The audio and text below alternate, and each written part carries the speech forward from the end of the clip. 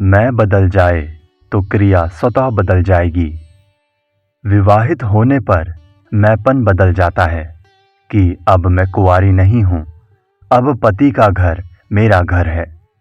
गोत्र, जाति, भाव आदि सब बदल जाते हैं। मैंपन बदलने से सब क्रियाएं बदल जाती हैं। ऐसे ही आपका मैंपन बदल जाए कि मैं भगवान का हूं, संसार का नहीं हूं। अहंता बदलने से साधन बहुत सुगम हो जाएगा। फिर ये शिकायत नहीं रहेगी कि क्या करें, निरंतर साधन नहीं होता, मन नहीं लगता, भगवान को भूल जाते हैं। फिर तो 24 घंटे साधन होगा। निरंतर साधन हुए बिना इस जीवन के रहते मुक्ति नहीं होती। जैसे जल सब जगह रहता है पर उसकी प्राप्ति कुएं से होती है, ऐसे ही परमात्मा अच्छे बुरे, विहित निषेध आदि सब में समान रूप से रहते हैं, पर उनकी प्राप्ति विहित से ही होती है। सूर्य की किरणें सर्वत्र बराबर पड़ती है, पर लकड़ी छाया करती है, कांच छाया नहीं करता। और आतिशी शीशा अर्थात सूर्यमुखी कांच जला देता है। ऐसे ही परमात्मा सर्वत्र समान है, पर मनुष्य अपने भाव के अनुसार लाभ उठाते हैं। भक्त आतिशी शीशे की तरह होता है, जो सर्वत्र परिपूर्ण परमात्मा को खींच लेता है। सब वस्तुएं आतिशी शीशा नहीं बन सकती, पर सब मनुष्य भक्त बन सकते हैं। गोस्वामी तुलसीदास जी ने जो लिखा वो कवि की रचना नहीं है, प्रत्युत संत की वाणी है।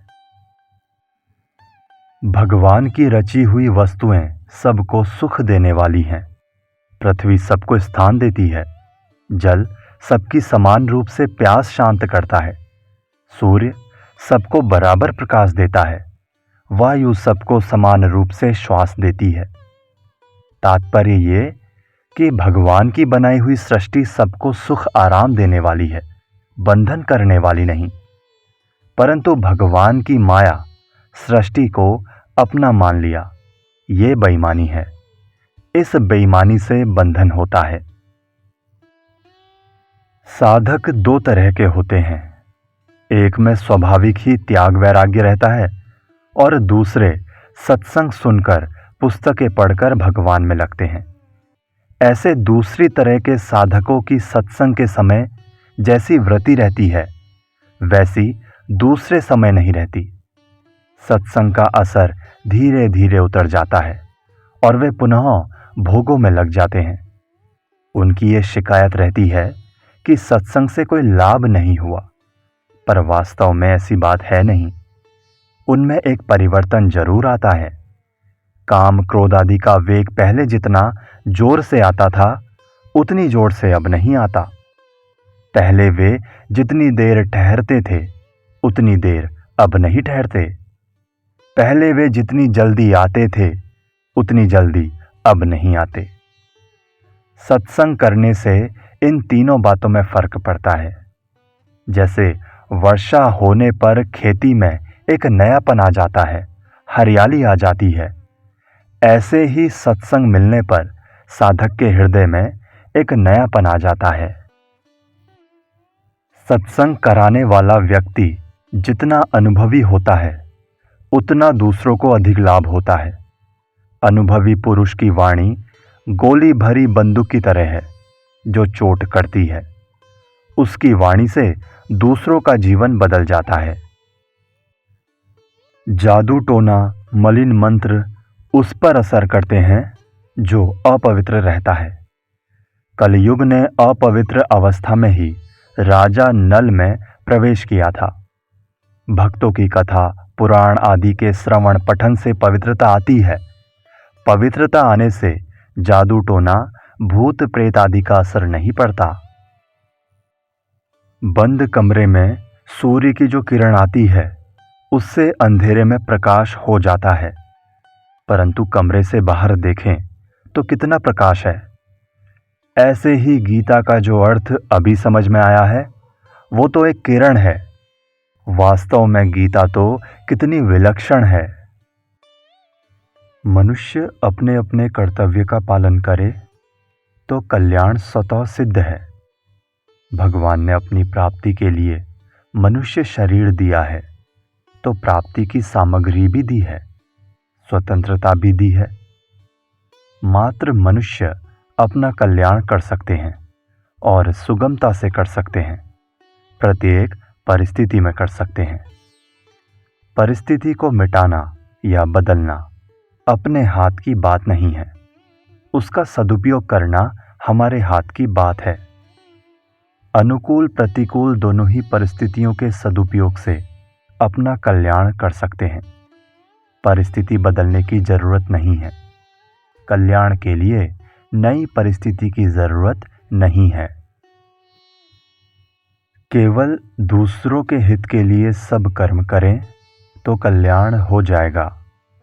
स्त्री पुरुष एक दूसरे को परवश ना करें और अपने अपने कर्तव्य का पालन करें। मनुष्य का एक निश्चय होना चाहिए। वो एक निश्चय परमात्मा प्राप्ति का ही हो सकता है, क्योंकि परमात्मा एक है। संसार का एक निश्चय नहीं हो सकता। भोग और संग्रह में प्रारब्ध की प्रधानता है, पुरुषार्थ की गौणता है। धर्म और कल्याण में पुरुषार्थ की प्रधानता है, प्रारब्ध की गौणता है। धन के लिए कोई नियम नहीं लेता कि इतने रुपए तो हम रोज पैदा करेंगे ही, कारण कि ये प्रारब्ध के अधीन है। आजकल 3 आफतें हो गई, आवश्यकताएं बढ़ गई, वस्तुएं महंगी हो गई और रुपये कम हो गए। कामना के रहते हुए मन की चंचलता मिटनी कठिन नहीं है, पर बुद्धि की स्थिरता होनी कठिन है। कामना के रहते हुए भी मन निश्चल हो सकता है, तभी योग दर्शन में विभूति पाद आया है। मन में कामना रहते हुए चंचलता मिटती है तो सिद्धियां प्राप्त होती हैं। स्वयं का ध्येय हो तो कामना रहते हुए मन की चंचलता मिट सकती है। स्वयं में रहने वाली सूक्ष्म कामना परमात्मा प्राप्ति होने पर मिटती है। परम दृष्टवा निवर्तते, गीता। कामना करने से वस्तु मिल जाती है क्या? क्या जीवन में हमारी सभी कामनाएं पूरी हुई है? सर्वथा मनचाहा किसी का भी नहीं होता। अगर सभी कामनाएं पूरी होने लगे तो बड़ी मुश्किल हो जाए, कारण कि हम ढंग से चाहना नहीं करते। कभी अच्छा चाहते हैं, कभी बुरा चाहते हैं। अतः भगवान जो चाहे वही होना ठीक है। संसार के सभी साथी बिछुड़ने वाले हैं। इसमें ऐसा कोई नियम नहीं है कि जो पहले आया है वो पहले जाएगा। सत्संग में आने वाले जितने हमारे हैं, उतने घर में रहने वाले हमारे नहीं हैं, कारण कि सत्संग में हमारा संबंध किसी व्यक्ति के साथ नहीं है। हमारा संबंध केवल परमात्मा के साथ है और सत्संग में आने वाले परमात्मा की तरफ चलने वाले हैं। वास्तव में परमात्मा के नाते प्राणी मात्र हमारे साथ एक है, पर बाहर से कोई अपना नहीं है। लेने से पुनर्जन्म लेना पड़ता है, कारण कि लेने वाले को देना पड़ता है, कर्जा उतारना पड़ता है। दूसरे को दुख दोगे तो भजन में मन नहीं लगेगा, और सुख दोगे तो भजन में मन लगेगा। दूसरे को दुख देने से हृदय कठोर होता है और सुख देने से हृदय पिघलता है। पिघले हुए हृदय में पारमार्थिक बातें जम जाती हैं। परमात्मा से विमुख होने से ही हम दुखी हुए हैं। वो दुख मिटेगा भगवान की शरण होने से। अग्नि से युक्त होने से ही कोयला काला हुआ है। भोग और संग्रह से सुख पाने की चेष्टा करना मानो साबुन लगाकर कोयले को साफ करना है। कोयला साफ होगा अग्नि से संबंध होने पर। भोग और संग्रह से आज तक एक भी व्यक्ति सुखी नहीं हुआ। भोगी व्यक्ति नींद के बिना नहीं रह सकता, पर भजन करने वाले को नींद बुरी लगती है। नींद में संसार को भूलने से सुख मिलता है, नीरोगता आती है, ताजगी आती है। अगर संसार को भीतर से त्याग दें तो महान आनंद है।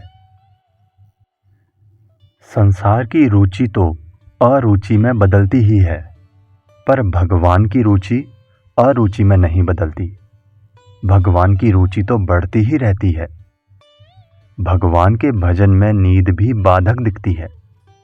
भोगियों के लिए नींद मित्र है और भजन करने वालों के लिए नींद वैरी है।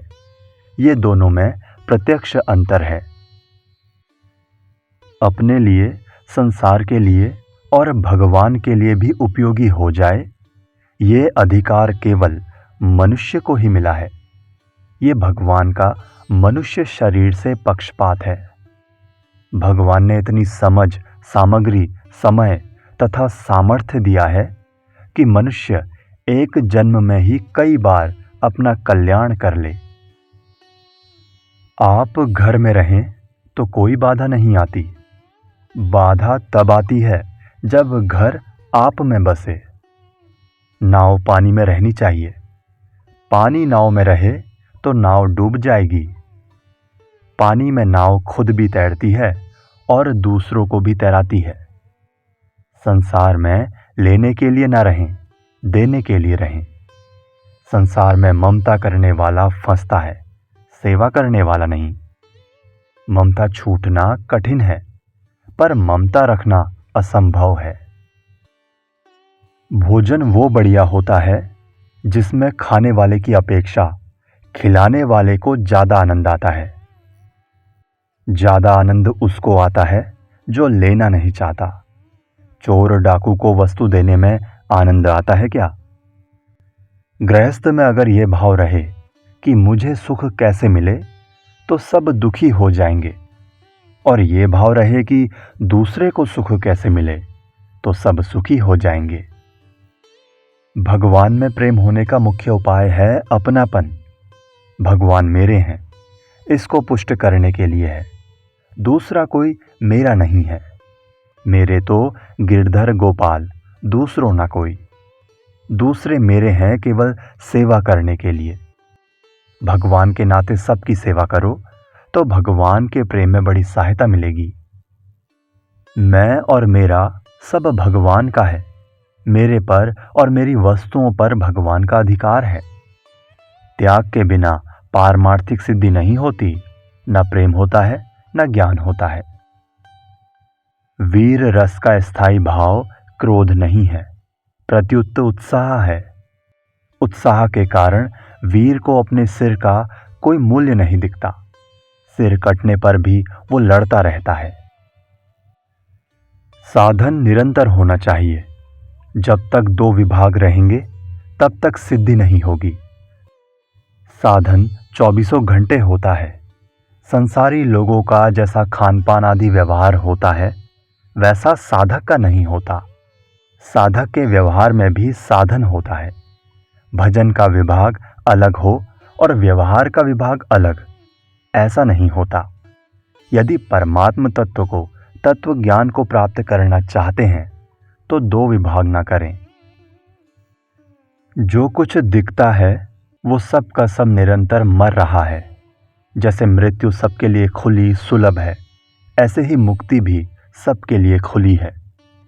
भजन न करने वालों के लिए तो ये कलयुग है, पर भजन करने वालों के लिए ये बड़ा सुंदर समय है। भगवान नाम के पीछे भगवान को आना पड़ता है, ये नियम है।